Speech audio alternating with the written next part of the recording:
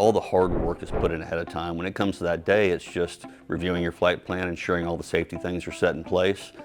Beforehand, where you're doing all those surveys, that's the real work of BLVOS. Well, after that, you're just taking off and flying. Like, it's no different than any other flight operation, just has a lot more that you have to do ahead of time. One of the first things we start with usually is we go through and be sure we're going to have cell service. Go off the FCC website. Also going to do site surveys in person.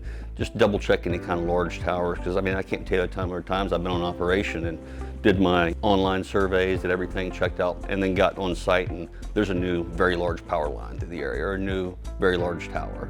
Online research is important. Nothing beats boots on the ground. So verifying that cell service, verifying any obstacles, anything like that. Because just because there's not a person in the aircraft doesn't mean it's something we can take lightly. You're flying over top of infrastructure.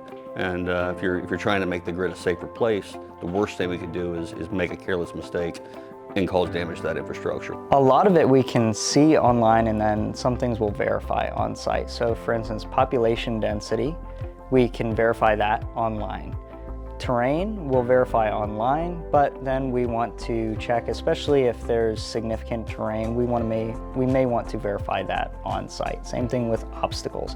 If there's high obstacles around the flight area, we'll probably want to verify on site to make sure that we mission plan accordingly to avoid those areas.